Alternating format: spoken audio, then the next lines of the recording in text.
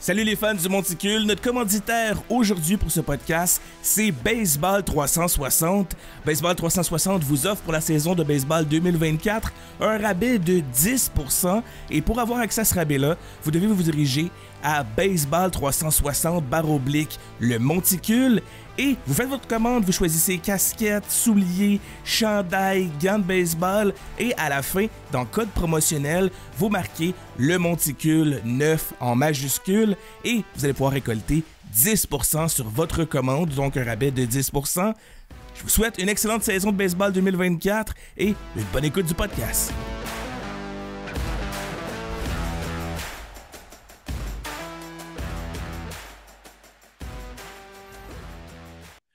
Cette semaine en visite au Monticule, je reçois, j'aimerais l'appeler un pionnier du journalisme sportif au Québec, de la couverture des Alouettes de Montréal au baseball des ligues majeures et à ses présences dans l'émission JC à TVA Sport.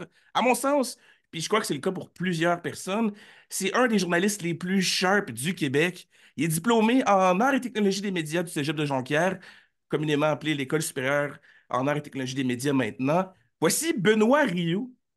Bienvenue au Monticule. Hey, merci beaucoup, Zach. Merci pour l'invitation. Super gentil. Je dois te dire que c'est la première fois que quelqu'un m'appelle pionnier. Je vais le prendre comme un compliment, mais ça ne fait pas rajeunir. Ben, je trouve vraiment que dans l'information que tu donnes aux gens, puis surtout de la manière qu'il y a eu l'adaptation avec le fait qu'on est plus sur les médias sociaux. Donc, tu mets tes articles quand même de manière journalistique, papier, mais photographié. Ça permet aux gens de le lire, garder quand même l'effet un peu de ouvrir le journal et de lire l'article au complet. Donc, je trouve que tu es quelqu'un qui s'est bien adapté à ça et que t'es sharp. Quand tu donnes l'information, c'est précis, c'est bien dit, c'est clair. Puis, chose qu'on me disait dans mon cours, c'est explique l'information sportive de manière à ce que la personne qui ne connaît pas le sport va comprendre ce que tu dis. Je trouve que tu le fais très bien. Fait que quelqu'un qui ne connaît pas ça, qui lit un de tes articles, comprend très bien l'information que tu donnes. Puis je trouve ça excellent. Puis c'est un peu l'inspiration pour tous les gens qui font du journalisme maintenant, ou même en radio, de savoir informer les gens que même au niveau très professionnel et au niveau connaissance générale, les gens sont capables de s'adapter à la façon que tu vas expliquer quelque chose. Puis je trouve que tu le fais très bien. Fait Ah, ben merci beaucoup. Écoute, c'est sûr que, il y a une base journalistique à travers tout ça, mais tu sais, je pense que ce qui est peut-être ma plus grande force par rapport au baseball, c'est ma grande passion pour le baseball. Fait que j'essaie que ça se transpose dans mes textes, puis j'imagine que ça se sent. Quand j'écris sur le baseball ou quand je me retrouve dans un événement sportif, même si j'adore mon métier, peu importe le sport que je couvre, quand c'est du baseball, là, que je me retrouve, par exemple, là, à la Classique mondiale en Arizona là, ou encore au Fenway Park à suivre Édouard Julien, c'est sûr que ces expériences-là, c'est là où que, tu sais, quand tu dis tu es sur ton X, là, ben là, je me sens vraiment à ma place. Puis c'est vraiment le sport, mon sport de prédilection, le sport que j'aime le plus. Donc, j'imagine que ça se transpose dans mes textes. Puis je te remercie encore pour les compliments. ça fait plaisir. Et tu parlais de passion, justement. D'où la passion du baseball ou même le sport en général est arrivée avant tes débuts dans le journalisme? Ben écoute, moi je suis originaire de Trois-Pistoles dans le Bas-Saint-Laurent. Je pense qu'il y a mon père qui m'a transmis sa passion pour la balle. On était trois gars chez nous, on allait le voir jouer au hockey, on allait le voir jouer à balle molle. Puis très tôt, j'ai aussi commencé à jouer surtout au baseball puis au basketball. Puis tu sais, j'étais un kid là, qui collectionnait les cartes de hockey puis les cartes de baseball puis qui jouait au Nintendo. Puis j'ai toujours été passionné par les statistiques aussi, avec les cartes sportives, ça permet ça. Mais aussi, là, juste anecdote rapide ou tranche de vie, là, je pouvais jouer à ice hockey sur le premier Nintendo, là, alors que les jeux NHL n'existaient pas là, dans ce temps-là. Fait qu'il n'y avait pas de nom de joueur qui était associé. Il y avait le petit mince, les deux gros, puis le moyen à défense. Là. Puis moi, je jouais au Nintendo. Quand je comptais un but, je pesais sur pause, j'écrivais dans un cahier Canada, ah, c'est Joe Sakic à l'aide de Curtis Lesuchin tel temps du but. Tu sais, j'étais un peu, là, mon père, il a eu peur un moment donné, là, il était là, oh, il est weird, mon gars, là, tu sais, mais j'étais passionné de sport puis de statistiques là, dès que j'étais plus jeune, là. C'est comme quoi que je me sens peut-être un peu moins dans un cas à part parce que étant plus jeune, je faisais quelque chose de similaire. Je décrivais mes matchs que je jouais en jouant à la PS2. Donc, Joe Sakic fait la passe à Martin Brodeur-Rassi. J'expliquais vraiment le jeu au complet. Fait que tu me dis ça, je me sens un petit peu moins comme tout seul dans mon coin. Je réalise qu'il y a peut-être d'autres gens qui faisaient ça aussi. Fait que ça fait du bien un peu de savoir que je suis pas tout seul Ouais. dans ma façon de Puis, faire.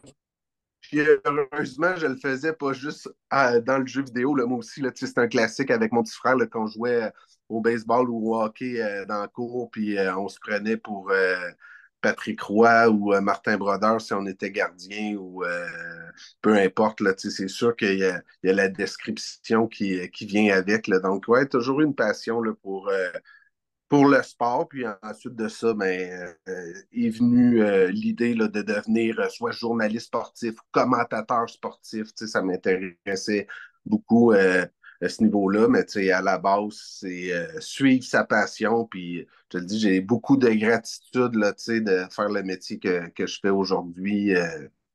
C'est un peu la vie dont je rêvais. Donc, je suis super content. Et d'entrée de jeu, on parlait que tu as fait tes études en arts et technologie des médias à Jonquière. De quelle manière tu as connu l'existence d'un programme spécifique et réputé pour former des gens dans les médias, former les gens en journalistes, en télé, en production télévisuelle ou même en radio? Comment tu as connu l'existence de ce programme-là? Ben, il y avait un cours à l'école secondaire qui s'appelait Choix de carrière. Je ne sais pas si ça existe encore. Puis on répondait à un sondage puis nous aiguillait un peu vers où on pouvait aller. Puis c'est comme ça que moi, c'est tombé sur l'existence de art et technologie des médias à Jonquière, qui à l'époque avait quatre branches. Puis la première année, c'était un tronc commun. Donc, il y avait radio, télé, publicité et presse écrite. Puis c'est à partir de la deuxième année qu'on choisissait une des quatre branches. Donc, c'est le cours de choix de carrière qui m'avait aiguillé vers ça. Puis, écoute, je pouvais pas mieux tomber. Tu sais, j'ai adoré, moi, ce programme-là. Tu sais, je trouvais qu'il y avait du concret aussi. Tu sais, oui, tu as la théorie, tu sais, mais aussi, là, tu sais, on produisait le journal La Pige, là, je me rappelle, puis tu sais, étant donné que c'est un podcast de baseball, je me rappelle que un des textes que j'avais écrit pour La Pige, là, c'était un joueur prometteur du Saguenay, là, je crois que c'était Olivier Tremblay, tu sais, évidemment, c'était un Tremblay, mais j'avais écrit un texte dans La Pige, là, de baseball, donc dès à ce moment-là, euh, c'était clair pour moi que je voulais faire du journalisme sportif. Puis je vais te raconter une anecdote parce que ça remonte à la même époque là, du cégep de Jonquière. Moi, mon travail d'été, c'était d'être coach au baseball, OK? À Trois-Pistoles pour le baseball mineur de Trois-Pistoles. Puis après ma deuxième année à Jonquière, j'avais été cogné à la porte du journal de Trois-Pistoles qui s'appelait Le Courrier de Trois-Pistoles, un défunt, défunt journal, ça n'existe plus aujourd'hui. Puis j'avais été rencontrer le patron, je lui avais dit, j'aimerais ça avoir une chronique de baseball dans le journal pour l'été. Je suis coach au baseball, j'étudie en journaliste. Tu sais, à la limite, là, je vous charge rien, je veux juste prendre de l'expérience, je vais faire une chronique de baseball par semaine. Puis, super belle rencontre, tu sais, patron super intéressé, Monsieur Gilbert Bernier. Là, je remonte à loin, mais je me rappelle encore des noms parce qu'il ne faut jamais oublier d'où on vient. Hein. Puis, il dit, je vais te rappeler. Il me rappelle la semaine suivante. Il dit, j'ai une bonne puis une mauvaise nouvelle. J'ai dit, ben, commence par la mauvaise. Il dit, ça ne marchera pas la chronique de baseball. J'ai dit, ah ouais, mais comment ça, tu sais? Je me suis pas stiné avec, mais tu sais, j'étais comme crime. J'étais prêt à la faire gratuitement. Là. Il dit non, parce que notre rédacteur en chef, il prend congé pour l'été. Puis j'ai tellement aimé notre rencontre que j'aimerais ça que tu le remplaces cet été. Hey, j'avais même pas fini mon cours, là, j'avais 17 ou 18 ans. Là, je tombais pour l'été tout en étant coach au baseball, rédacteur en chef du courrier de Trois-Pistoles. Donc, c'était comme, waouh, quelle super belle expérience. Puis j'aime dire que cet été-là, il y a eu beaucoup de baseball quand même dans les pages du journal. C'était moi le rédacteur en chef. J'avais pas ma chronique, mais je me rappelle qu'il y avait eu des joueurs de baseball de l'endroit qui avaient fait peut-être même la une, là, une ou deux fois. Là. Ben, c'est correct, t'as amené ta passion dans ce domaine-là, puis c'est incroyable de cette personne-là de t'avoir offert cette opportunité-là de vivre, de pouvoir appliquer ce que tu apprenais à l'école le plus rapidement. Ah, Puis c'est une super belle école.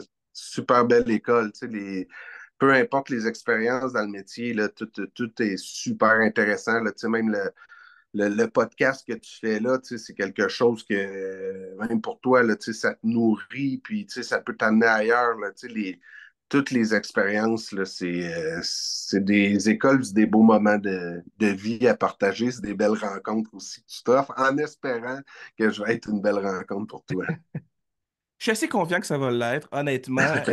Jusqu'à présent, là, tous les gens que j'ai eus ici m'ont permis d'apprendre beaucoup plus de choses sur le baseball et le sport en général que je connaissais. Parce que je veux pas, on finit par suivre le sport le plus rapidement possible et avec le plus d'informations. Mais ces gens-là nous amènent des histoires qu'on ne connaissait peut-être pas ou que peut-être des fois, dans certaines entrevues, on va un peu plus en surface, on a moins le temps d'aller en profondeur. Fait que je trouve que le format podcast permet ça de dire Ouais. explique-moi ton histoire, dis-moi, fais-nous passer à travers ce que tu as vécu pour qu'on puisse comprendre d'où tu viens, qu'est-ce qui t'a Ouais. amené à te rendre à ce niveau-là. Puis je suis pas mal sûr qu'on va se rendre là aujourd'hui, j'en suis assez C'est bien convaincu. parti parce que les anecdotes du courrier de Trois Pistoles, ça faisait des années que j'en avais pas parlé. C'est parfait, hey, on a des débuts à tout. Mais moi, j'ai une question très importante. Parce que là, tu as fait ton parcours en ATM. Tu as fait tes Ouais. 3 années, tu as fait, comme on le mentionnait un petit peu plus tôt, tu as fait ton stage à la tribune à Sherbrooke. Quelle a été ta première affectation sportive? Quel sport on t'a dit, tu couvres ce sport-là aujourd'hui, Benoît? Et c'est une excellente question. Tu sais, tu parles de la tribune de Sherbrooke. Je me rappelle que pendant mon stage à la tribune, j'avais couvert, entre autres, la visite d'un joueur de football qui s'appelait Tom Nutton, qui est originaire de Magog, qui avait remporté le Super Bowl avec les Rams de Saint-Louis. Puis ça, tu sais, pour moi, c'était comme, hey, je rencontre une vedette. Là. Tu sais, pour moi, c'était gros, là, tu sais, où j'avais été couvrir les frontaliers de Quaticook, ça se peut-tu, dans le Junior 3A avec Louis-Éric Allard. Puis Louis-Éric Allard, à peu près, là, tu sais, c'est 20, presque 25 ans plus tard, on s'est retrouvés au Journal de Montréal parce que maintenant, je travaille pour le Journal de Montréal. Puis Louis-Éric est pupitreur pour le Journal de Montréal. Donc, tu sais, c'est un petit monde. Puis c'est le fun de le retrouver, mais tu sais, là, vu qu'on a parlé de Sherbrooke, c'est ce qui me vient en tête, mais tu sais, je me rappelle que mes premières expériences là, au niveau à Montréal, là, tu sais, par exemple, mettons la première fois que j'ai été dans un vestiaire de hockey, ça, c'était l'Avalanche du Colorado, puis Patrick Roy était gardien de but, puis il y avait d'autres journalistes qui étaient autour de Patrick Roy, là, un Bertrand Raymond qui était pour moi un modèle à suivre au Journal de Montréal. Puis lui, tu sais, il était à l'aise, là, je veux dire, avec Patrick. Là, tu sais, ça faisait des années et des années là, tu sais, qui, qui suivait Patrick, puis il l'avait très bien connu chez le Canadien de Montréal. Puis là, tu sais, eux, ils étaient plus dans l'anecdote, puis ils se parlaient. Hey, tu te rappelles-tu en 86? Puis Mike Lawlor, il jouait à la défensive. Puis, tu sais, là, moi, j'étais tellement impressionné. Puis quelqu'un qui avait été très, très bon pour moi cette fois-là, parce que c'était l'entraîneur de l'Avalanche, c'était Bob Hartley. Tu sais, il y avait eu comme un scrum autour de lui. Puis, tu sais, il m'avait tout de suite là, fait sentir le bienvenu. Puis, tu sais, il voyait là, que j'étais un petit jeune qui commençait, mais ça avait été une expérience marquante. Tu sais. Puis, étant donné que c'est un podcast de baseball, je suis tellement chanceux d'avoir couvert les expos avant qu'ils partent. Tu sais, j'ai peut-être été, je suis sorti de Jonquière en 2000, donc je me rappelle avoir couvert quelques matchs, là, puis c'était Frank Robinson, qui est une légende du baseball, qui était gérant des expos à ce moment-là. Puis il avait sa petite Corona dans son bureau après, après le match, puis il rencontrait les journalistes. Donc ça fait partie des premières expériences là, où j'étais un peu impressionné, là, tu sais, puis ah non, mais tu sais, on se parle de ça, puis te le dis, là, je vais le dire le mot souvent, là, tu sais, beaucoup de gratitude, tu sais, face à ce que je fais. Puis c'est important aussi, là, tu sais, d'apprécier tout ça, mais c'est spécial, tu sais, que tu m'invites au podcast parce que, tu sais, je suis pas une personnalité connue, là, tu sais, même si je suis journaliste au Journal de Montréal, tu sais, c'est rare qu'on parle de moi, tu sais, moi, je parle des autres, puis tu me fais voyager en même temps, là, puis j'aime ça, j'aime ça. En Euh, espérant que ça intéresse les gens. je suis confiant que ça va les intéresser parce qu'honnêtement, c'est l'objectif de ce que je fais avec ce podcast-là. Je me disais, je trouve qu'on a des histoires qu'on connaît pas. Il y a des gens à qui on n'a pas eu la chance de leur offrir un micro et de nous dire quelle est ton histoire, parce que tu sais, toi, ta job, c'est d'offrir les histoires et les informations aux gens. Fait que tu as vécu des choses, puis tu as touché à des étapes de ce monde-là que peut-être des gens ne connaissent pas. Puis de savoir que tu sais, ton première expérience dans un vestiaire de hockey, c'est quand même Patrick Roy. C'est pas rien, là. C'est Ouais. une légende du hockey, tant au hockey québécois qu'au hockey international, parce qu'avec l'Avalanche du Colorado, avec le Canadien, il a été coach avec l'Avalanche, il est coach avec les Islanders en ce moment. Tu sais, c'est des histoires que pas beaucoup de gens peut-être peuvent connaître. Peut-être Mais quelqu'un. Patrick Roy, là, en 93, quand il a gagné la Coupe Stanley, j'avais 13 ans. Là, tu sais, donc, c'est vraiment tu sais, le petit cul qui vient de Trois-Pistoles, là, que tu sais, finalement, la vie l'amène ailleurs. Puis, à un moment donné, il se passe quelque chose que tu fais comme tabarouette. Tu sais, c'est trop gros. Là, tu sais, tu sais, moi, j'aime dire que c'est le fun de se retrouver dans une situation où que, par exemple, c'est pas tout le monde qui a la chance d'être. Tu sais, tu te sens privilégié, mais tu sais, il faut être conscient tu sais, de ces privilèges-là, tu sais, puis il faut, euh, il faut être fier de ça, mais tu sais, pas pour le name dropper après à quelqu'un, là, tu sais, puis dire, ah, moi, j'ai déjà rencontré Patrick Roy, tu sais, ça va au-delà de ça, là, tu sais, mais, puis tu sais, évidemment, plus que tu pratiques le métier, tu sais, tu deviens jamais blasé de ça, mais tu sais, les premières fois, tu les oublies jamais, tu sais, parce que c'est vraiment spécial, tu sais. Puis, puis encore aujourd'hui, tu sais, j'ai la chance d'en vivre, là, la classique mondiale de baseball, les premiers Jeux olympiques que j'avais faits, j'avais couvert, j'avais couvert Roland Garros à Paris. Tu sais, je veux dire, c'est des événements extraordinaires que tu dois savourer là, à chaque occasion que tu as. Tu sais. Un des derniers, c'était le match des étoiles de la Ligue nationale de hockey. C'est la première fois que j'en couvrais un à l'extérieur. J'avais couvert celui de Montréal, mais à l'extérieur, c'était différent. J'ai été sur le beat des Alouettes dans la dernière année, donc la Coupe Grey, c'était la première fois que j'en couvrais une. Puis tabarouette, j'ai été gâté, tu sais, les Alouettes qui, une histoire Cendrillon, ont fini par l'emporter, là, c'était fou. C'est vrai que ça a surpris un peu le côté statistique de la chose parce que les Alouettes avaient une saison qui, à ma mémoire, était quand même une bonne saison, mais est-ce qu'on les avait mis comme champions de la Coupe Grey lors de leur début de saison?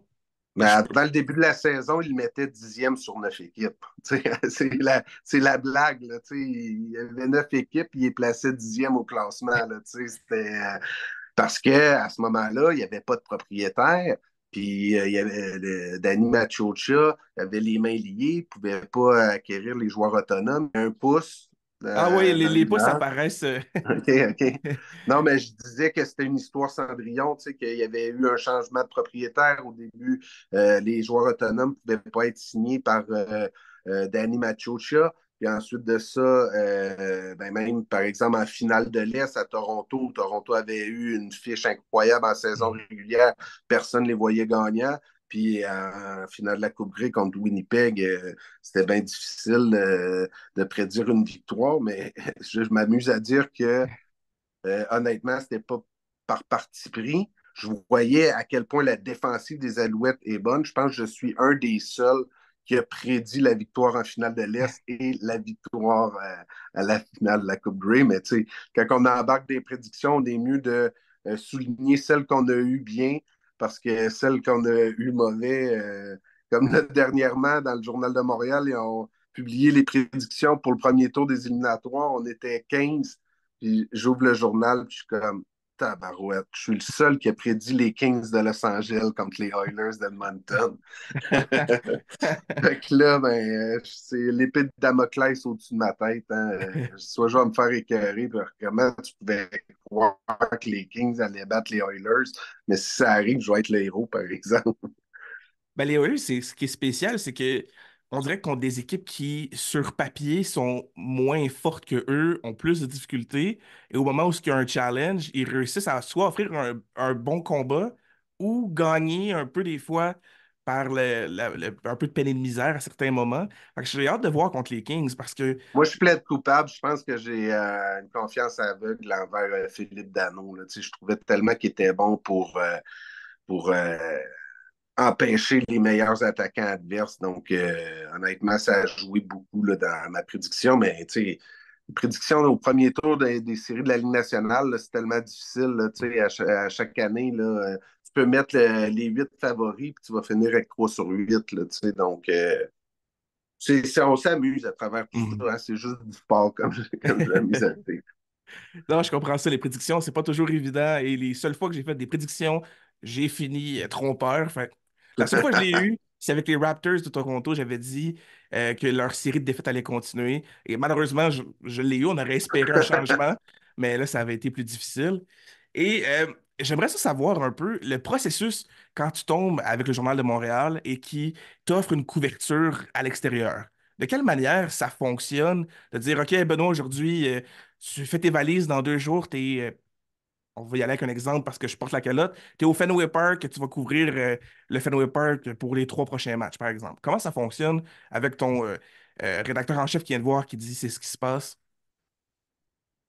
Oui, mais en fait, il y a deux façons de fonctionner. Il y a des fois, tu vas soumettre des idées à ton patron. Le patron va dire, ah, ben oui, c'est une bonne idée, oui, tu vas y aller. Il y a d'autres fois, c'est les patrons qui proposent des sujets. Puis évidemment, tu sais, quand j'avais été au match des étoiles de la Ligue nationale, euh, la semaine suivante, il y avait à London la conférence de presse de la police de London pour les incidents là, avec le hockey junior, là, les agressions sexuelles d'équipe Canada junior. Donc là, ben, ça s'est ajouté à mon périple. Là. Mais chaque voyage est super intéressant. Mais ça, c'est drôle parce que mon père, je lui ai dit que j'allais au match des étoiles de la Ligue nationale. Puis là, il me dit ah ouais, mais là, où c'est que tu couches à Toronto? Ben, je dis ben, je couche dans un hôtel. Ah ouais, mais là, c'est qui paye ça? Je dis ben, c'est mes patrons. Ouais, tu fais une grosse vie, toi, putain, nanan, tu sais. Puis il a fallu que je lui explique un peu, tu sais, que honnêtement, oui, là, c'est le fun, là, tout ça est le fun, tu sais. Mais ça arrive régulièrement là, quand on est sur la route, là, que c'est des journées de 10-12 heures de travail. Là, puis on arrive à l'hôtel, là, on n'a pas le temps d'aller à la piscine puis aller dans le bain tourbillon de la piscine. Là, je veux dire, t'as hâte de voir ton lit puis tu dors. Là. La seule chose que tu vois dans ta chambre d'hôtel, c'est un oreiller. T'sais. Mais ces voyages-là, c'est vraiment chouette, surtout quand il y a des voyages qui durent sur plusieurs jours. C'est exemple le voyage de la Coupe Grey. C'était tellement le fun. Il y avait plusieurs médias qui étaient là, évidemment, avec la présence des Alouettes. Donc, il y a des beaux moments. Puis, évidemment, mes collègues de travail au Journal de Montréal, je les adore. Il y a des belles personnes là-dedans. Il y a Jonathan Bernier qui couvre le Canadien, euh, avec qui j'avais étudié à Jonquière. Donc, c'est fou pour nous là, de se retrouver les deux au Journal de Montréal. On est vraiment content de ça, d'avoir eu un cheminement puis de se retrouver. Mais autant que j'aime mes collègues de travail, autant je me plais à dire que souvent les meilleurs amis que tu as dans le milieu, ça va être des personnes qui travaillent pour les compétiteurs parce que tu fais jamais de voyage en même temps que tes collègues de travail. T'sais. Si tu te retrouves à couvrir la Coupe Grey, toi, tu es le représentant du Journal de Montréal. Donc, tu vas solidifier des amitiés avec certains journalistes qui sont pour d'autres médias. Donc, il y a des Tu sais, je parle surtout lors de voyages, tu sais, des voyages mémorables, là, tu sais, c'est sûr qu'il y a une belle confrérie là, tu sais, dans le milieu journalistique. T'es quelqu'un aussi qui est très vocal au niveau de la Ligue de baseball senior du Québec. Donc, j'ai vu beaucoup d'articles que tu as fait ou des formations reliées à la Ligue senior. Et j'ai surtout vu, et là, c'est ma plus grande curiosité, parce que tu as eu la chance, si ma mémoire est bonne, c'est il y a 2 ans peut-être, ou 1 an, d'aller faire une expérience avec les Cactus de Victoriaville. Selon les statistiques de la LBMQ, tu as fait 3 présences au bâton. Ouais, Comment c'est arrivé d'avoir une possibilité d'être, on dirait, un contrat d'une journée? Comment les choses se sont produites? écoute, ça, c'est très, très drôle. Oswey Pellé, qui a été collaborateur, entre autres, à mon propre podcast, Les Buts remplis, que j'avais avec Sylvain Rondeau à TVA Sport. Là, cette année, on a mis une pause au balado Les Buts remplis, mais Oswey est un collaborateur régulier, puis, tu sais, on se connaît de plus longue date que ça, moi et Oswey. Puis il sait que je joue encore au baseball là, dans une ligue senior là, qui est beaucoup, beaucoup moins forte que la LBMQ. Mais il était à Thetford Mines, si je ne me trompe pas, avec le Cactus, là, par exemple, un vendredi soir. Puis là, il était 11 heures le soir après le match. Les gars des Cactus, hey, c'est qui est là demain à Saint-Jérôme? Ah, moi, je peux pas être là. Moi, je peux pas être là. Moi, je peux pas être là. Fait que Oswin m'appelle à 11 heures le soir. Et il me dit, Ben, excuse-moi de te déranger à cette heure-là. Qu'est-ce que tu fais demain? Je dis, ah, ben, j'ai rien prévu. Là. Tu sais, c'est une rare journée de congé et tout. Il dit, t'as-tu des culottes blanches? Je dis, ouais. Il dit, c'est bon, tu joues avec nous autres demain, 11 heures à Saint-Jérôme. J'ai dit, de quoi je joue avec nous autres demain, 11 heures à Saint-Jérôme? Avec qui? C'est avec le Cactus de Victoriaville. J'ai dit, t'es-tu fou, toi? C'est même trop fort pour moi. Il dit, Ben, t'as-tu des culottes blanches? Je dis, oui. Il dit, c'est notre seul critère de sélection présentement. Tu viens, tu joues comme nous autres. Fait que j'arrive au terrain, le président des Cardinaux des Laurentides, qui est l'équipe de Saint-Jérôme, lui, ça faisait 3, 4 courriels qu'il m'envoyait. Puis Ben, quand est-ce que tu viens couvrir notre ligue? Puis quand est-ce que tu viens couvrir notre ligue? Puis viens voir un match, tu vas voir notre stade, il est beau. Il me voit arriver à la game. Il dit, hey, je suis tellement content de te voir que tu as répondu oui à l'appel, puis tu viens couvrir le match. Je dis, ouais, François, c'est pas vraiment ça qui se passe. De quoi c'est pas vraiment ça qui se passe? Je dis, je suis venu jouer, puis je joue pour l'autre équipe. Je joue contre vous autres. Il dit, c'est pas sérieux. Fait que finalement, ben, Rylan Sandoval, qui est le joueur-entraîneur du Cactus de Victoriaville, il me dit, où c'est que tu joues? J'ai dit, moi, je suis un catcher, tu sais. J'ai dit, mais c'est sûr que je ne cache pas la game. J'ai dit, mais moi, n'importe où, sauf dans le champ. J'ai jamais vraiment joué dans le champ. Je traîne un piano sur mon dos. J'ai pas la vitesse, là, tu sais. Fait que, mais moi, n'importe où, sauf dans le champ. Il dit, parfait, tu vas jouer au premier but. Ah, pas de trouble. J'ai même mon gars de premier but. Hey, j'avais trouvé un gars de premier but dans un parc 2 semaines avant. Je m'étais jamais pitché avec, puis il traînait dans mon sac de balles, là, tu sais. Fait que là, les gars super contents, tu sais, ils sont comme, hey, enfin, on a un vrai joueur de premier but. Il a même son gant, il prend son gant au lieu d'avoir le gars de premier but de l'équipe, tu sais. Fait que là, moi, si je vends du rêve, tu sais, je laisse paraître que j'ai déjà joué au premier but, tu sais, pas de trouble. Fait que finalement, la game a super bien été. Tu sais, il y a eu un fly ball à défensive, là, tu sais, qu'au début, il était tellement haut, là, je pense que j'avais jamais vu un ballon aussi haut que ça. Puis là, au début, j'étais comme, OK, hey, il est en arrière, il est encore en arrière, tu sais. Finalement, je l'avais attrapé avec une espèce de pirouette spectaculaire. J'avais flippé la balle à notre lanceur, Matt Massicotte. Je dis, t'as-tu eu peur, toi? Là, il était comme, je dis, pas moi. C'était drôle, là, tu sais. Même qu'à un moment donné, puis ça, c'est drôle parce que j'ai rencontré ce gars-là hier ou samedi au Gala Expose Fest, William Perrin, qui joue au premier but pour les Cardinaux. Puis un moment donné, il y avait eu, je pense, un but sur balle, puis il était venu au premier but. Puis là, ben, tiens, là, il me dit, hey, fais attention, tantôt, tu sais, il y a, il y a eu un jour first base, puis tu sais, ton pied, me semble, il était un peu trop sur le but, tu sais, mais aller plus à côté, tu sais. Puis là, j'ai dit, hey, merci, nanana, tu sais, mais tu sais, dans la Ligue baseball majeure du Québec, là, quelqu'un qui dit ça à un autre joueur de premier but, habituellement, là, il fait quand hey, tu viens te mêler de tes affaires, là, tu sais. Moi, j'ai dit, hey, merci beaucoup, là, puis j'ai dit, Là, dis-les pas aux autres avant la fin de la game, là. C'est la première fois que je joue au premier but. J'ai dit, dis-les pas à mes coéquipiers, puis dis-les pas aux joueurs de ton équipe. Là, ils riaient, tu sais. Fait que finalement, ben, trois présences au bâton. Un moment donné, move de runner. Tu sais, je touchais à la balle. Tu sais, heureusement, le lanceur de l'autre équipe, c'était pas un King Kong. Là, tu sais, c'était un très bon lanceur, mais tu sais, il n'y avait pas une balle rapide, là, foudroyante. Donc, j'étais capable de toucher à la balle. J'ai eu 0 en 3, mais tu sais, Philippe Alou aurait été fier de moi. Là. Tu sais, move de runner, frappe du côté droit de l'avant-champ pour faire avancer le gars du 2 au 3. Tu sais. J'ai fait ce qu'on m'a demandé. On a gagné 6-0. Après la game, Rylan Sandoval, il me dit hey, tu me laisseras ton numéro, tu sais, des fois, s'il nous manque un gars. Tu sais, j'ai dit hey, pour de vrai, là, been there, done that. Là. J'ai dit moi, mon gars, j'ai dit je vous ai vendu du rêve, ça a super bien été. Là, tu sais. J'ai dit by the way, c'était la première fois que je jouais au premier but de ma vie. Ce gars-là, je l'avais trouvé il y a 2 semaines dans un parc. T'es pas sérieux, non, non, non, les gars, riaient, on a pris une bière, puis tu sais, c'était un beau moment. Je me sentais, quand je veux résumer cette histoire-là, là, je me sentais comme David Hurst, le chauffeur de Zamboni qui avait gaulé. Tu sais, pour moi, mon baseball majeur, là, c'était la LBMQ. Fait que j'avais fait un petit article là-dessus, puis ça avait été bien apprécié. Puis le lendemain, le Cactus jouait, puis Ozoué, parce que Ozoué qui m'invite à la game, il était même pas là à Saint-Jérôme. Le lendemain, ils ont une troisième game en 3 jours. Il m'écrit, il me dit les gars parlent juste de toi dans le vestiaire.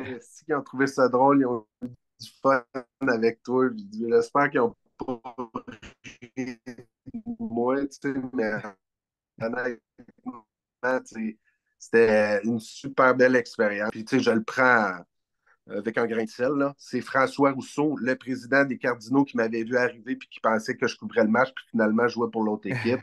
Il me dit, Ben, il dit, je savais que tu aimais la balle. Il dit, je savais que tu connaissais ça. Il dit, je pensais pas que tu étais un joueur de balle. Il dit, honnêtement, tu n'avais pas de l'air fou. J'ai dit, c'est correct. J'ai dit, tu me drafteras l'année prochaine avec les Cardinaux. Mais ça reste une expérience quand même incroyable pour que, tu sais, pour quelqu'un qui joue au baseball, pas nécessairement dans le collégial, qui ne pas nécessairement universitaire, mais tu as eu une expérience que beaucoup de gens auraient aimé avoir.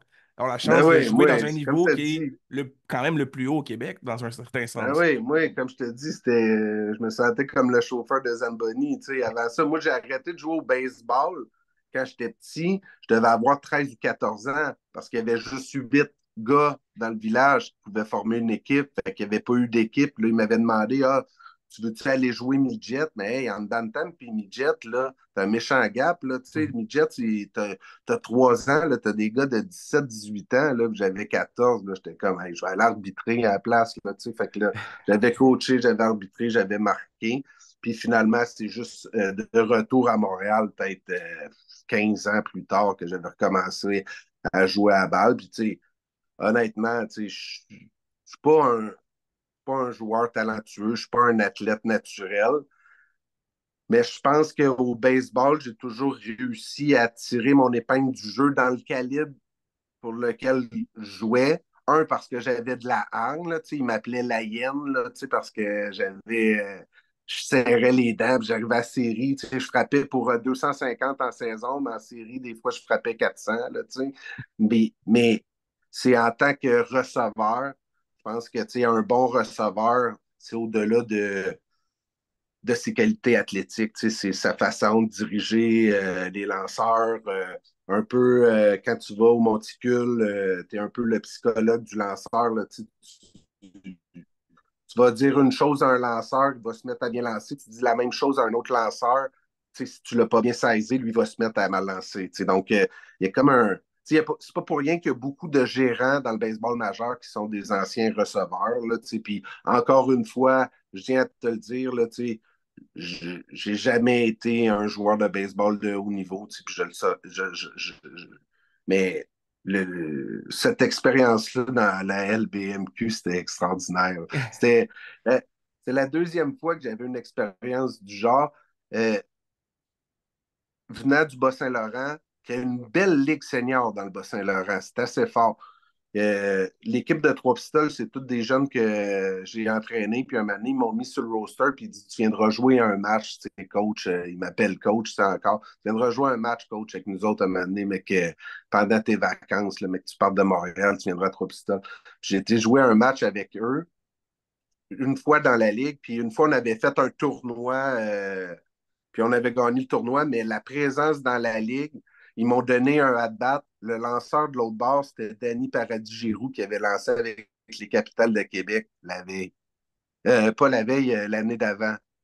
Là, j'ai pogné quelque chose. J'avais jamais vu une courbe. Je me suis fait striker. Là, j'étais content d'avoir fait 3 fausses balles, mais je connaissais Danny, fait que, il riait. Là, puis, un moment donné, quand il a vu que j'avais fait 3 fausses balles, il a dit là, je suis tanné. Là, il m'avait envoyé une courbe. Là, j'ai jamais eu l'air fou de même au bâton, mais c'est des belles expériences, tu sais. Puis il y a du monde qui ont peur, tu sais, de, mettons, d'avoir de l'air fou, tu sais. Mettons, j'aurais pu dire à Ozo, hey, pour de vrai, trouve-toi quelqu'un d'autre, là. Je veux dire, je n'irai pas faire un clown sur le terrain. Non, non, non, hey, moi, c'était comme, hey, c'est sûr, je suis là, c'est sûr, j'y vais, tu sais. La vie est trop courte. Faut que tu dises oui à ces expériences-là, tu sais. J'ai jamais regretté. C'est le fun Mais au bout.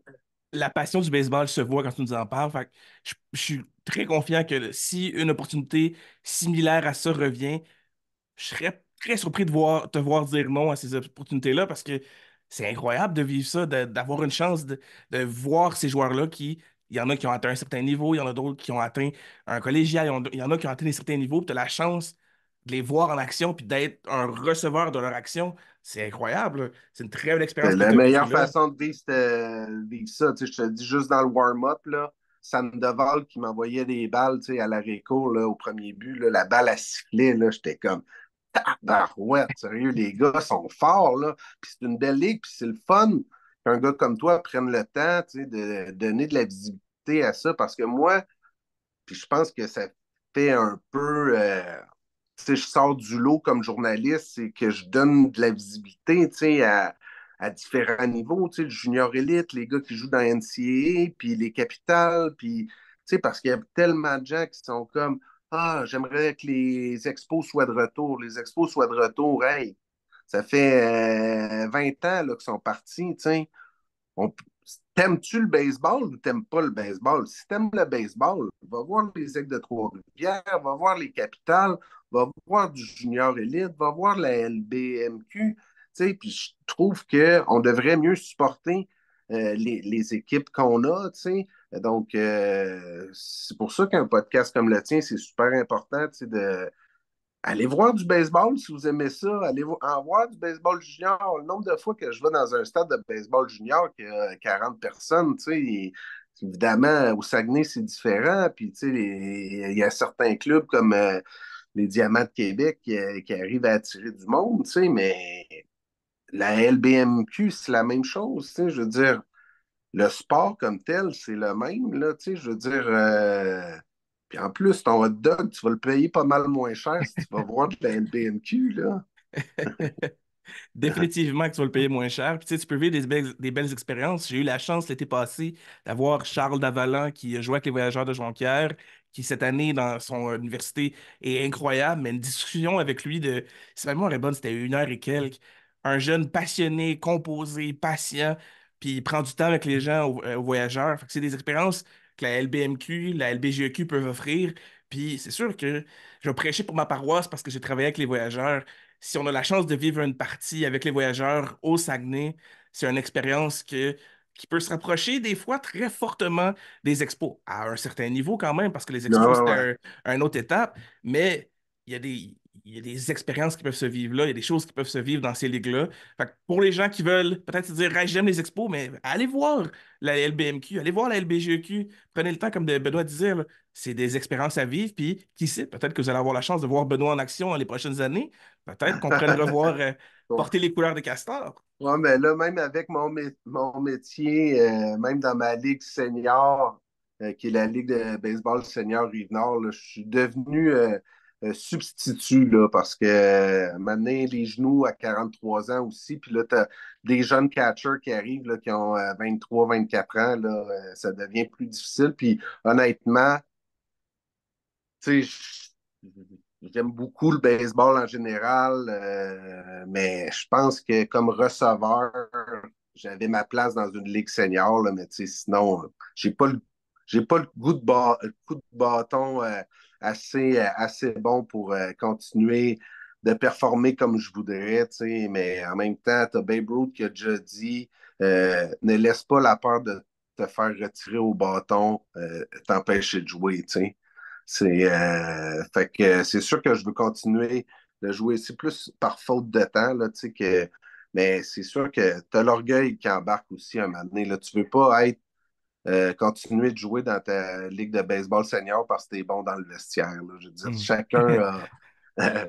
Mais c'est surtout par faute de temps, évidemment, en étant sur le beat des Alouettes. Tu sais, je voyage avec l'équipe, donc j'aime ça quand je suis impliqué, d'être impliqué à 100%. Puis, tu sais, l'idée d'aller jouer un match sur deux, c'est c'est moins le fun. Là. Ça fait pas partie de mes valeurs quand je suis dans une équipe. Je suis. On dirait que autant que j'aime encore le baseball, de jouer au baseball, là, on dirait que j'ai plus la hargne que j'avais avant. Là, je me rappelle, avant, j'allais travailler, puis même dans la journée, j'avais de la misère à me concentrer parce que je savais qu'on avait un match de playoff le soir. Là, non, non, je te le dis, là, moi, il y a des gens qui m'ont déjà dit j'aime j'aime ça de voir jouer au baseball, mais jouer contre toi, c'est insupportable. Mais je te prendrais dans mon équipe n'importe quand. T'sais. Disons que j'avais une grande gueule sur le terrain. Mais c'est correct, justement, c'est un beau compliment tout en étant un drôle de compliment, mais c'est toujours un des bons à avoir. Et Comme Brad Marchand. Brad Marchand, tu veux pas jouer contre lui, mais tu l'as dans ton équipe. très bon point. Ben, mais j'étais pas aussi pire que lui. Ça, c'est un Brad Marchand, tout le monde. Il y a quand même deux niveaux là, Ah ouais. au type de joueur. Je pouvais avoir du Brad Marchand dans le nez quand arrivaient les playoffs. Mais en même temps, tous les gars contre qui j'ai joué, on pouvait prendre une bière après. Puis finalement, Ben Ryu, c'est un bon gars. C'est un mangeur de marde sur le terrain, mais c'est un bon gars. C'est déjà arrivé. C'est l'ancien Benoît Rioux, ça. C'est correct, c'est de la passion, c'est de la hargne, comme tu le disais. Ça peut faire beaucoup de choses dans un match, là, une hargne et la passion. Tu as eu la chance de travailler avec quelqu'un que, pour ma part, j'ai eu la chance de le rencontrer à deux reprises. Dans un camp à Québec avec les anciens Blue Jays, j'avais une expérience incroyable dans l'âge d'une dizaine d'années. Je l'avais revu dans un avion pour aller pour la Floride. Il avait passé le voyage complet avec un joueur avec qui j'allais jouer. Et le joueur nous a parlé de l'expérience qu'il a vécue. Il avait été incroyable, très agréable comme personne. Tu as eu la chance de travailler avec Derek Aucoin. Tu as écrit un livre avec lui. Malheureusement, comme on le sait, il nous a quittés il y a quelques années maintenant. J'aimerais connaître le processus d'avoir été contacté par peut-être Derek ou son équipe, dépendamment qui t'a contacté, et le processus d'écriture pour écrire le livre que tu as écrit avec lui, comment ça s'est fait, puis comment on t'a rejoint pour avoir cette chance-là? Écoute, je pourrais passer une heure à parler seulement de Derek Aucoin. D'ailleurs, c'est drôle que tu me parles de ça. J'ai le livre juste à côté de moi ici, La tête haute, qui décrit tellement bien, puis qui était d'ailleurs une chanson des Cowboys fringants aussi, La tête haute. Donc, Derek, peut-être qui a rejoint Carl Tremblay, là, peut-être rejoint en haut, parce que Carl, c'est un joueur de balle aussi. J'avais eu l'occasion de connaître un peu Carl Tremblay aussi, mais Derek Aucoin, une des plus belles personnes que j'ai rencontrées de ma vie, une des plus belles influences. Il y a Derek Aucoin, Claude Raymond, Frenchie, puis peut-être Philippe Allou, là, qui sont trois modèles que j'ai eus, mais Derek Aucoin, c'est un gars qui a influencé ma vie. Écoute, la première fois que j'ai rencontré Derek Aucoin, c'était au Yankee Stadium. Ça, l'anecdote est drôle, comme ça va me permettre de moins avoir le trémolo dans la voix parce que j'aime beaucoup Derek. Mais l'anecdote est savoureuse. C'était mon cousin Frédéric Rioux qui travaille maintenant pour les Pirates de Pittsburgh, d'ailleurs, dans le développement des joueurs. Un petit gars de trois pistoles aussi, qui a joué, je pense, à Saguenay dans le Junior Elite, puis il a joué avec les Capitals Juniors de Québec à l'époque. Puis, à l'époque des Capitals Juniors, il avait fait un camp d'entraînement, un camp avec Derek Aucoin. avec des jeunes, lance la balle, nanana. Puis, Derek avait trouvé que mon cousin, ben, il était sous le dizaine. Tu sais, quand il était au monticule, là, il lançait toujours, il était capable de lancer au centre. Puis, c'était pas dangereux de l'amener au Yankee Stadium pour un événement qui s'appelait Take the Field. Donc, c'est les abonnés de saison qui, une fois par année, vont sur le terrain du Yankee Stadium. Donc, ils ont la chance de faire un exercice au bâton, de capter des balles dans le champ, puis à différents ateliers comme ça. Donc, il avait choisi mon cousin pour l'amener au Yankee Stadium pour être le lanceur de la pratique au bâton. Là, mon cousin capoté, il dit hey, je vais être sur le monticule du Yankee Stadium, c'est extraordinaire. Puis, ben là, je suis comme, comment tu as réussi à avoir le contact pour aller là? Ah, ben, c'est un ancien joueur des Expos, Derek Aucoin, c'est lui qui s'occupe de cet événement-là là-bas. Donc, je vais là-bas, là, j'ai dit, c'est extraordinaire là, comme expérience. Là, j'ai dit, là, rappelle Derek, mais dis que tu n'as jamais été à New York tout seul. Puis il faudrait que tu y ailles avec ton cousin qui est un peu plus vieux, qui y a déjà été, tu sais. Fait que là, mon cousin rappelle Derek, il dit hey, je peux-tu amener mon cousin? Tu sais, on serait deux pour voyager. Derek, hey, pas de problème. Fait que la première fois que j'ai rencontré Derek Aucoin, J'étais, moi, j'étais le gars qui ramassait les balles à l'avant-champ. Là. J'avais les deux pieds où c'est que Derek Jeter avait les pieds. Là. Puis j'allais les porter à mon cousin au monticule dans un beau seau avec le logo MLB, puis toutes des balles signées par Bud League, des balles officielles. Puis je disais, ça vaut le moment, le cousin, ça vaut le moment, le cousin. On capotait d'être là. Tu sais. Puis Derek, il était il s'arrangeait pour qu'on soit bien cette journée-là, tu sais, puis il était content qu'on l'aide, mais en même temps, ça lui faisait tellement plaisir de faire vivre ça à des passionnés de baseball comme Frédéric et moi.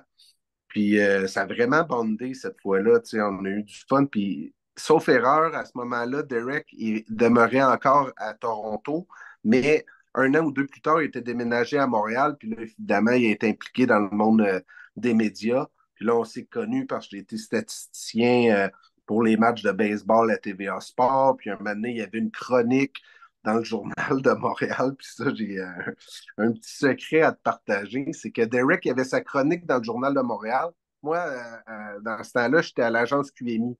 Mais vu qu'on se connaissait, puis il savait que j'étais journaliste, il m'envoyait ses chroniques de baseball juste pour que je les relise par courriel, tu sais, pour que je l'aide. Tu sais. C'était comme c'était pas payé, là, c'était juste par amitié, tu sais, puis je le faisais pour lui, puis des fois, je le second-guessais. Hey, pourquoi tu mets pas cette idée-là plus haut dans ta chronique? Mais ça me semble que c'est plus fort, puis je corrigeais les fautes qu'il y avait, tu sais, mais il écrivait quand même bien, mais tu sais, il y avait des fautes d'orthographe, mais après ça, lui, il envoyait ça au boss du Journal de Montréal. Là, les boss, c'était comme, hey, Derek au coin, là, il écrit donc ben bien, il fait pas de fautes, ses idées sont tout le temps bien structurées. On dirait, Tabarouette, qui avait quasiment étudié en journaliste, tu sais. Fait que c'était comme notre secret à moi puis Derek, tu sais, puis j'avais son bac là-dedans. Fait que on a eu une amitié qui a perduré. Il m'invitait à la radio, Bonsoir les sportifs. Tu sais, je me rappelle avoir fait des émissions après les matchs des Blue Jays au stade olympique, là, les matchs préparatoires, rester avec lui dans le stade olympique, faire Bonsoir les sportifs ensemble, c'est des moments que j'oublierai jamais. Puis évidemment, ben, un moment donné, j'y avais dit, hey, un jour, parce qu'il me racontait tout le temps des anecdotes, là, le gars super bon pour raconter. Un moment donné, il va falloir que tu écrives ta biographie, tu sais. Puis c'était tout le temps, oh ouais, mais tu sais, c'est un projet pour plus tard. Tu sais, j'ai encore plusieurs chapitres à écrire. Puis c'est un projet pour plus tard, tu sais. Puis évidemment, quand il y a eu le diagnostic de glioblastome multiforme grade 4, qui est un cancer incurable, ben, il en a parlé avec sa conjointe Isabelle. Puis ils ont dit il faut qu'on laisse un héritage à notre fils. Il faut que mon fils Dawson, dont le prénom est basé sur Andre Dawson, qui a été une personne influente pour Derek Aucoin, parce que lui, à Boisbriand, un moment donné, il avait été voir une tournée des expos. Andre Dawson était là. Il avait dit à Andre Dawson, j'aimerais un jour, je veux jouer pour les expos. Andre Dawson, il avait dit trois mots. Il avait regardé, il a dit Go for it. Puis ces trois mots-là ont résonné dans la tête à Derek tout le long de sa vie, dans sa progression pour se rendre jusqu'au baseball majeur, tu sais. Puis Derek, là, il a lancé 2 manches et 2 tiers avec les Expos, puis c'était son rêve. Tu sais, c'était pas un échec pour lui, là. Tu sais, il a réussi à atteindre son rêve, là, tu sais. Tu sais, les gens qui parlent de Derek au point puis qui disent, ben ouais, tu sais, il a juste joué 2, 3 games, là, tu sais. C'est comme, non, non. C'est facile de dire ça, là, quand, hey, moi, j'ai joué une game pour le Cactus de Victoriaville, puis je vais fou, là. Tu sais, ouais, il a joué pour les Expos de Montréal, là. Tu sais, puis il a gagné avec les Lynx d'Ottawa, là, tu sais. Mais au-delà du joueur de baseball, Derek Aucoin, c'est la personne qui était comme au Yankee Stadium, première fois que je l'ai rencontré. Lui, l'objectif, quand il y avait une rencontre, c'est que la personne se sente toujours mieux après qu'il l'ait rencontré qu'avant. Puis il dit, si tout le monde est comme ça, la vie va être tellement belle pour, tu sais, c'est simple à appliquer. Puis honnêtement, j'essaye de faire ça, tu sais. En te parlant, Zach, j'essaye de que après le podcast, tu fasses comme tabarouette, je me sens mieux qu'après le podcast qu'avant, j'aimais ça avec Ben Ryu, tu sais. Puis un autre leitmotiv qu'il y avait, Derek, c'était vivre ses données et quand tu donnes, tu reçois. Fait que c'est comme donne, donne autour de toi. Tu vas voir, ça va te revenir. Mais donne pas dans le but de recevoir. Mais si chacun donne, je te dis, ça finit par te revenir. Puis ça aussi, c'est quelque chose que j'essaie d'appliquer le plus possible. Donc, la rencontre avec Derek est incroyable. Comment que la relation s'est poursuivie aussi. Puis, tu sais, quand ils ont décidé de faire le livre, Derek, pour lui, c'était clair que c'était avec moi parce que j'avais eu son bac pour la chronique, entre autres. Puis, tu sais, on sentait déjà qu'on partageait tu sais, des valeurs communes. Ça a été une expérience,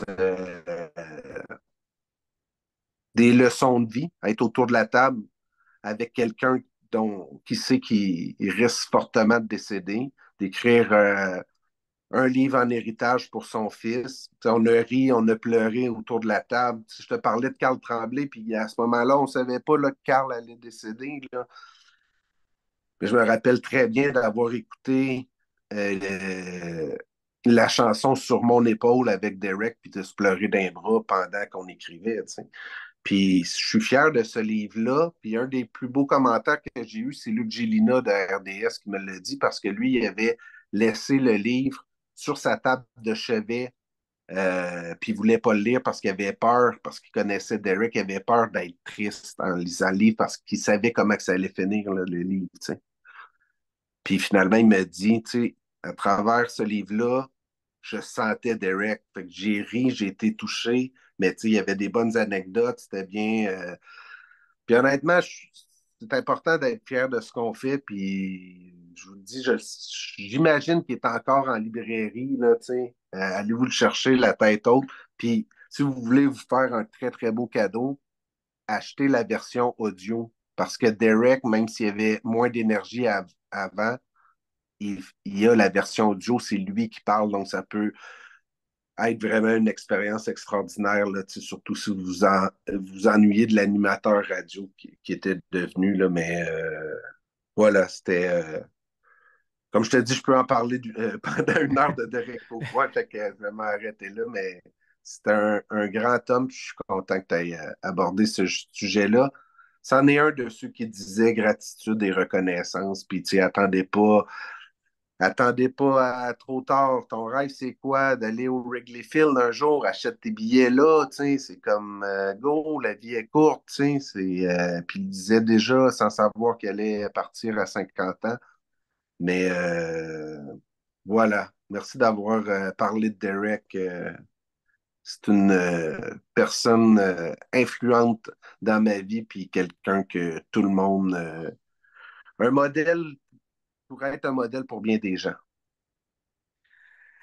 Je, je ressens l'émotion là, de comment tu as vécu cette expérience-là. Puis, euh, ça va être un des livres qui va être dans ma liste de livres à lire dans les prochains temps. Je ne suis pas un grand lecteur. J'ai lu la biographie de Claude Raymond dernièrement, mais Derek Aucoin étant quelqu'un que j'aimerais bien parce que dans le court temps que j'ai eu la chance de partager un terrain avec lui au Stade des Capitales de Québec, au stade municipal, dans un camp de quelques jours, j'avais été impressionné par la personne qu'il est.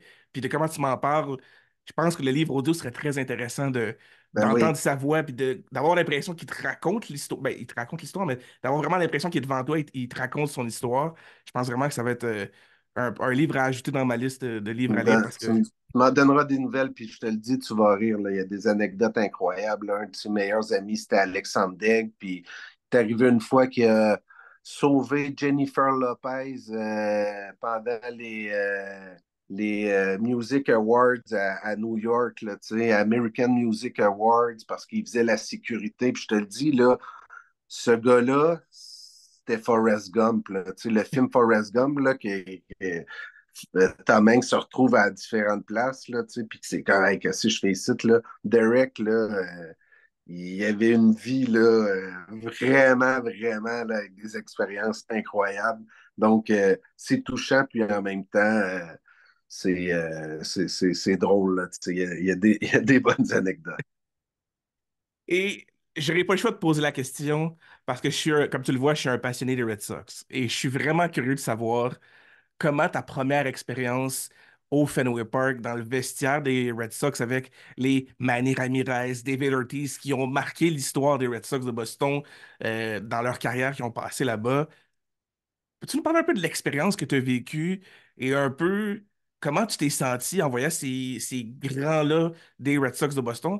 Je ne sais pas exactement en quelle année tu as été là, donc est-ce que c'est dans leur début, dans leur prime, mais comment ça s'est passé, cet événement-là, d'avoir une chance probablement d'être dans le vestiaire des Red Sox, mais de parler avec ces gens-là? Oui, parce qu'en fait, en pré-entrevue, tu m'avais demandé, y a-tu des expériences que tu avais vécues où tu avais été un peu overwhelmed, tu sais? Puis, je t'ai parlé de ça sans savoir que tu étais un fan des Red Sox. Mais effectivement, pour connaître l'année exacte, là, c'est l'année que Éric Gagné était avec les Red Sox. Euh, puis, 2013, si ma mémoire est bonne. écoute, ben non, ça doit être avant ça, Non, c'est non? 2017. On va faire une petite Écoute, recherche rapidement. c'est sûr que c'est avant 2013, mais check ça. Euh, Fait qu'Éric Gagné était là. Moi, à l'époque, je travaillais pour canoë.ca, qui est un site web qui est parti, mais qui appartenait à Québecor à l'époque. J'avais une capsule qui était l'athlète du mois. Donc, à chaque mois, j'allais rencontrer un athlète, je lui demandais un objet autographié pour remettre les sous pour une bonne cause. Hein. Puis, j'avais décidé, hey, je vais aller à Boston puis je vais rencontrer Éric Gagné. Mais Éric Gagné, quand il était à Boston, ça allait pas bien. Là. C'était dans Mhm. le temps des soupçons de dopage. Puis, tu sais, si des fois on pense que les médias montréalais sont durs avec les joueurs du Canadien, là, les médias de Boston pour les joueurs des Red Sox, c'est difficile aussi, là, tu sais. Mais finalement, j'avais été là, caméra à l'épaule pour rencontrer Rick Gagné dans le vestiaire. Donc, j'avais eu ma pause pour aller dans le vestiaire. Puis, je capotais, là. Tu sais, ça fait longtemps. T'as-tu trouvé l'année? Oui, Ça fait 2007. ben, 2007, tu sais. Donc, 2007, j'avais 27 ans, là. Tu sais, j'étais assez jeune, là. Tu sais, ça reste que, tu sais, dans mes débuts quand même relativement, là, tu sais, de ma carrière, là. Tu sais, donc, je me rappelle quand je suis rentré dans le vestiaire, moi j'ai dit, ah, je vais tellement être impressionné par David Ortiz, tu sais, Big Papi, tu sais, doit être grand et gros, puis il y avait Manny Ramirez aussi, mais tu sais qui, la personne que j'ai trouvée la plus impressionnante physiquement, c'était Kurt Schilling.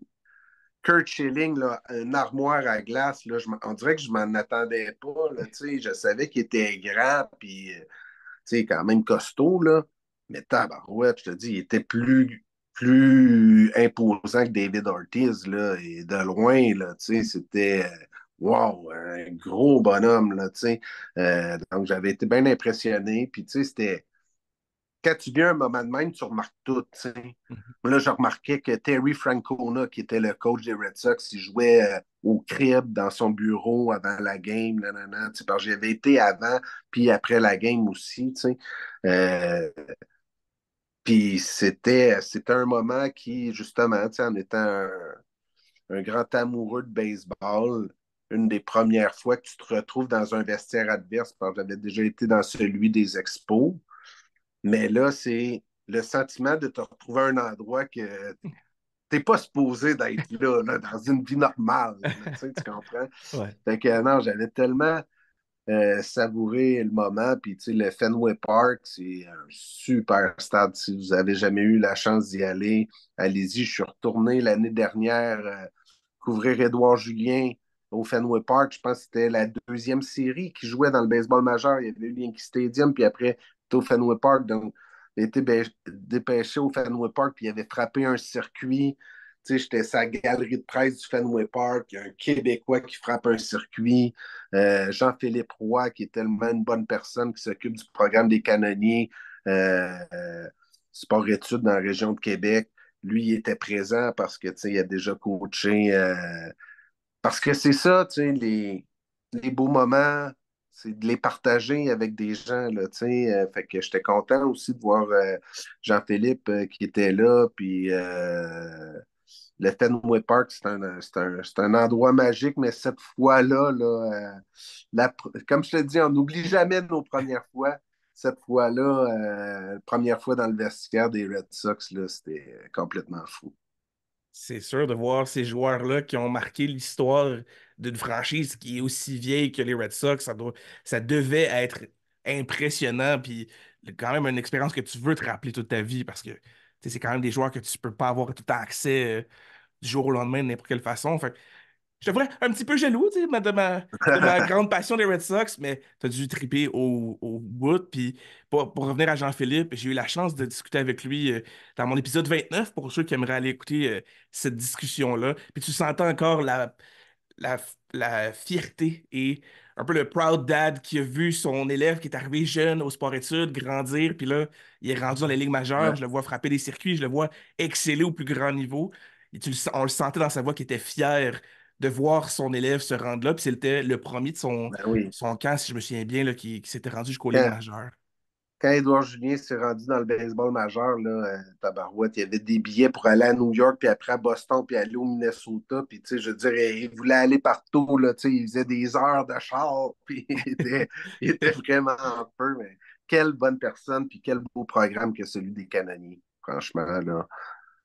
Ouais, très beau travail du côté des canonniers. Et ce qui me fait penser à une curiosité qui est plus journalistique. Parce que tu couvres quand même beaucoup de sujets. Qu'on parle de la Ligue professionnelle de hockey féminine, de la LBMQ, de la MLB, des joueurs individuels, des Alouettes de Montréal, et comme tu le disais, tu es sur la route avec eux. Au Capital de Québec, si ma mémoire est bonne, l'année dernière, tu as fait un parcours avec eux sur la route. Comment tu réussis à jongler tous ces déplacements-là, ces personnes-là, tu dois te promener d'une équipe à l'autre, comment ça se passe, jongler à travers tout ça? Tu sais, moi, je dis que quand tu es un bon journaliste, là, puis je suis pas en train de m'envoyer des fleurs, mais quand tu es un journaliste, peu importe où tu te retrouves, il y a une base qui fait que tu vas être capable de bien faire le travail. Tu sais, par exemple, l'année dernière, quand j'ai commencé la saison avec les Alouettes, je peux pas dire que j'étais celui qui connaissait plus le football, tu sais.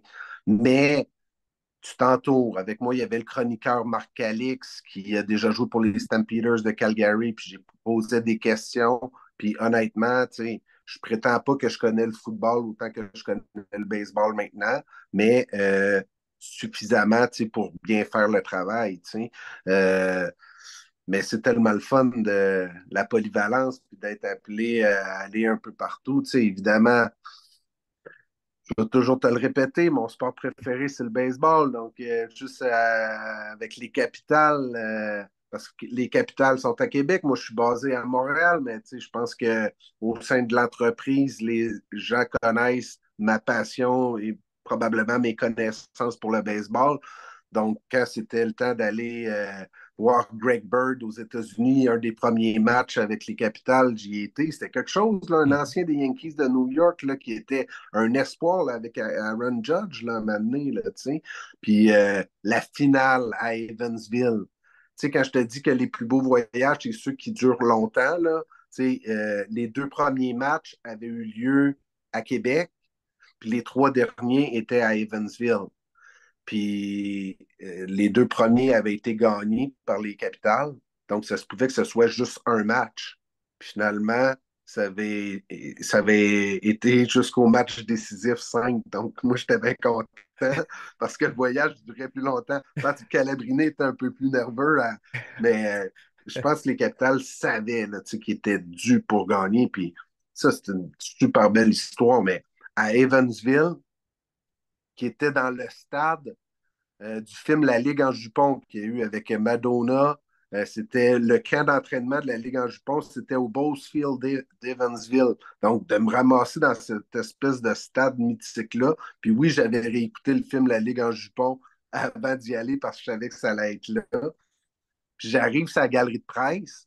Puis là, j'avais tout le temps quelque chose dans ma tête qui dit, voyons, il me semble qu'il y a quelqu'un que je connais qui a déjà joué à Evansville. C'est-tu Derek Aucoin ou tu sais, des fois tu lis plusieurs livres ou tu parles avec plusieurs personnes, puis hey, je monte sa galerie de presse, puis là je vois des photos des anciennes équipes, puis là c'était l'ancienne filiale des Braves d'Atlanta, puis là j'allume, je dis ah c'est Claude Raymond, Frenchie avait joué à Evansville.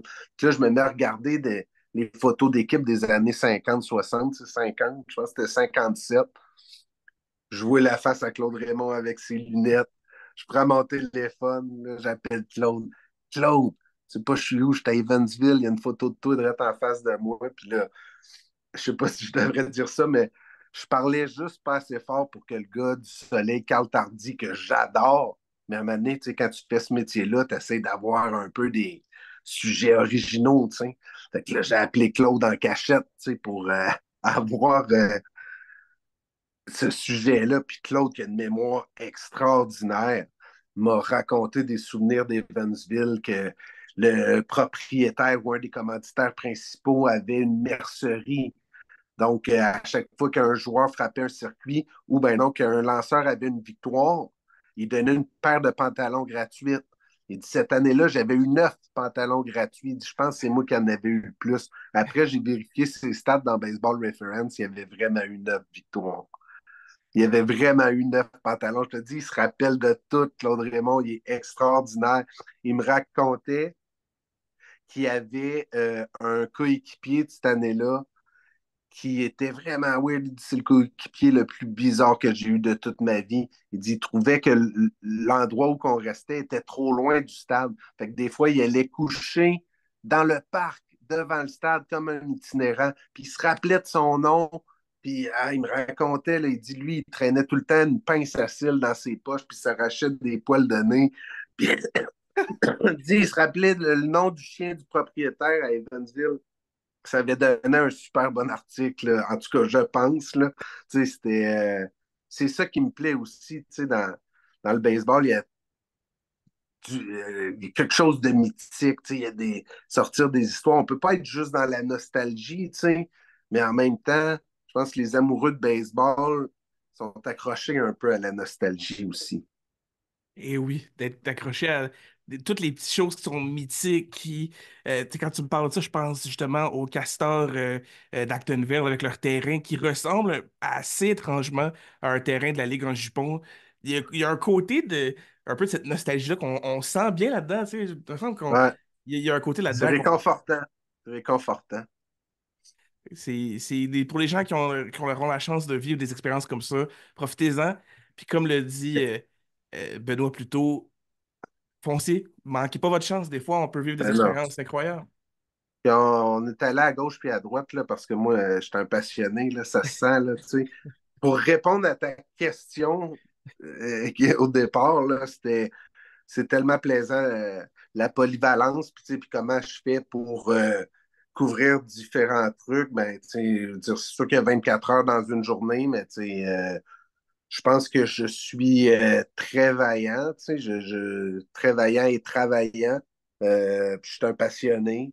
Puis ça m'amène à vivre différentes expériences comme ça. Puis je pense qu'un journaliste qui est bien préparé aussi euh, va réussir là, à être polyvalent. Tu sais.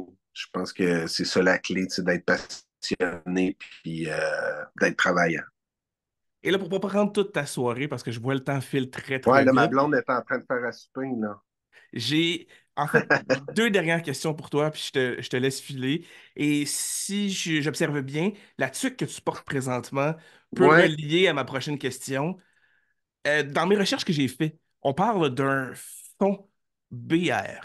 Est-ce que tu peux m'expliquer un peu l'importance pour toi d'avoir créé ce fonds-là? Parce que c'est pour aider, comme j'ai réussi à trouver, des jeunes de la région de Trois-Pistoles ou des Basques de poursuivre leurs rêves ou d'avancer dans le sport. Pour toi, pourquoi c'est important d'offrir ça à ces jeunes-là?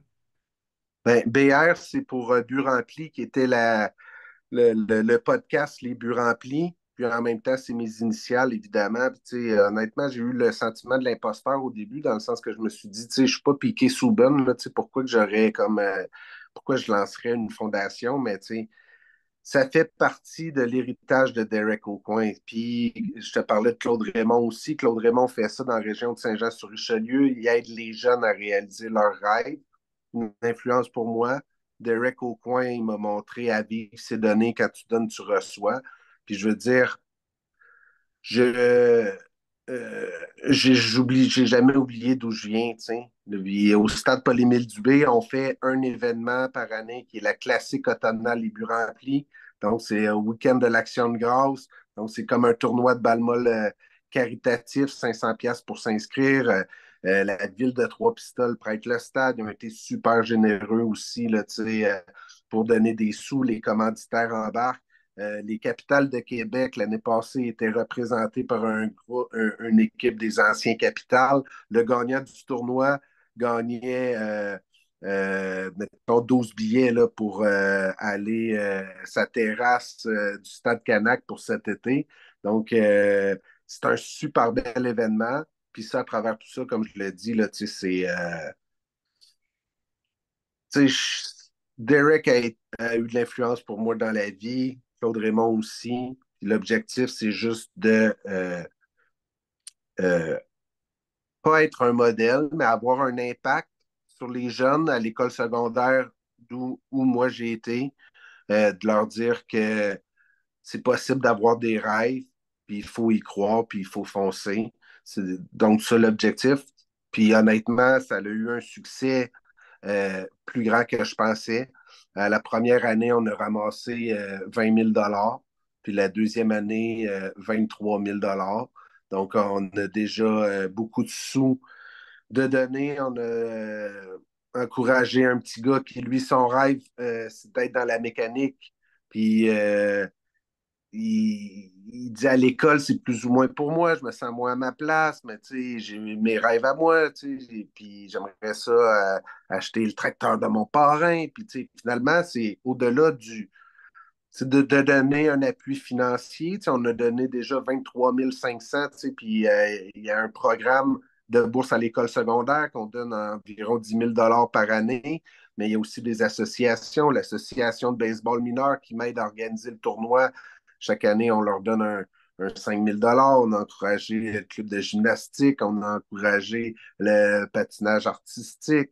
C'est juste, l'idée, c'est juste de redonner à la communauté d'où je viens, puis surtout encourager les jeunes parce que des fois, quand tu viens d'un endroit, une région, tu as l'impression peut-être que certains rêves sont inaccessibles. Tu sais, j'ai de la misère à parler de moi, mais je pense qu'humblement, je suis un beau modèle pour ces personnes-là, quelqu'un qui était passionné, puis qui est fait comme oui, je viens.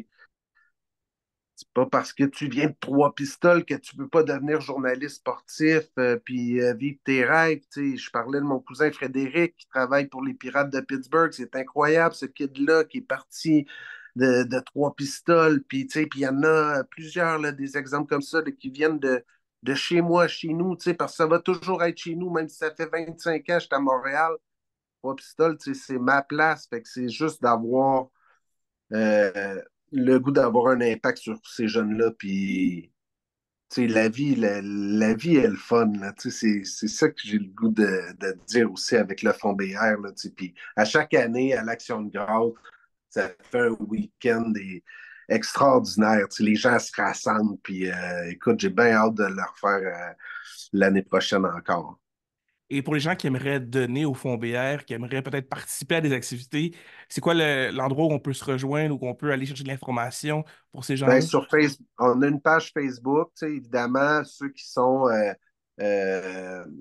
se déplacent pas, évidemment, qui sont pas du Bas-Saint-Laurent, ben, c'est sûr qu'on peut encourager en étant un partenaire financier, tu sais, au niveau du tournoi, mais aussi on a un encan silencieux, tu sais, on a des objets autographiés. Là, l'année dernière, on avait un bâton de Vladimir Guerrero Junior autographié, tu sais, donc on a des beaux objets de même. Puis je vais te raconter une bonne anecdote, là, mais en même temps, je trouve ça correct, puis je juge pas, là, mais l'année passée, on avait une rondelle signée par David Savard du Canadien, tu sais, c'est un objet intéressant, mais on avait une balle aussi autographiée par Andre Dawson. Mais la rondelle signée par David Savard est partie plus chère. Moi, je ne comprenais pas. J'étais comme, tu sais, je l'aime, le David, pour de vrai, là, et je l'adore, là, mais j'étais comme, tabarnouche. Tu sais, je pense que les gens n'avaient pas le concept à quel point Andrew Dawson, c'est un grand nom, mais tu sais, c'est comme c'est correct, tu sais, je vais réorienter, là, je vais aller chercher plus d'objets de hockey peut-être, ou tu sais, parce que l'objectif, c'est de ramasser le plus de sous possible.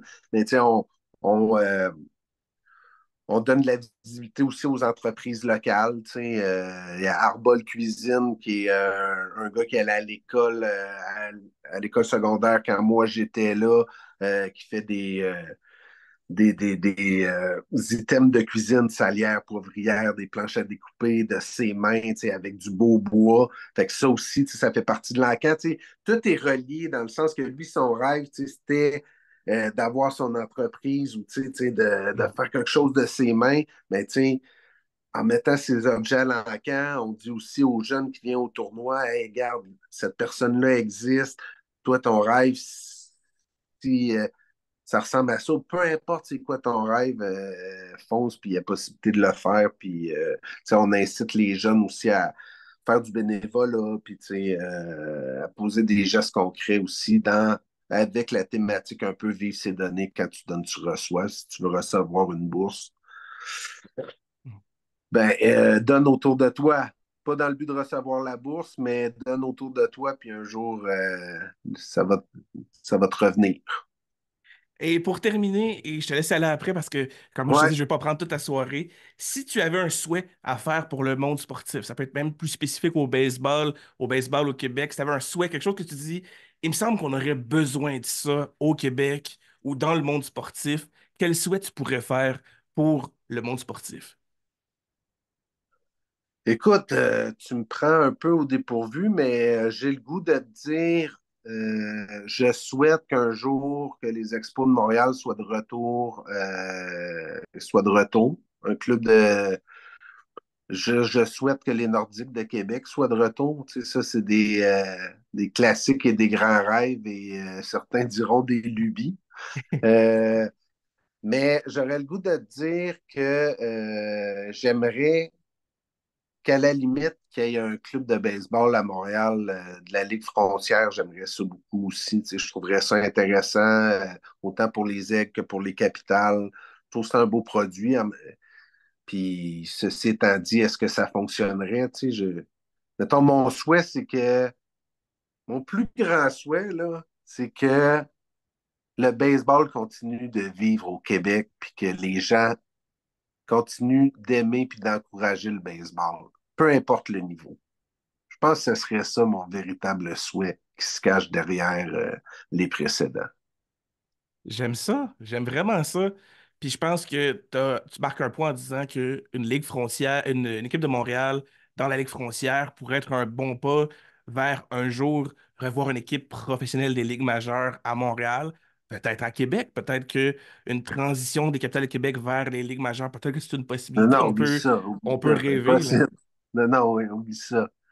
Le baseball majeur n'ira jamais à Québec. C'est impossible. Impossible, impossible, impossible. S'il y a un club de baseball majeur qui vient dans la province de Québec, c'est sûr, sûr, sûr, sûr, sûr à 100% que c'est à Montréal. Tu sais. Puis j'aime beaucoup Québec, puis j'aime beaucoup ce qu'ils font, les capitales. Là, c'est merveilleux. Là.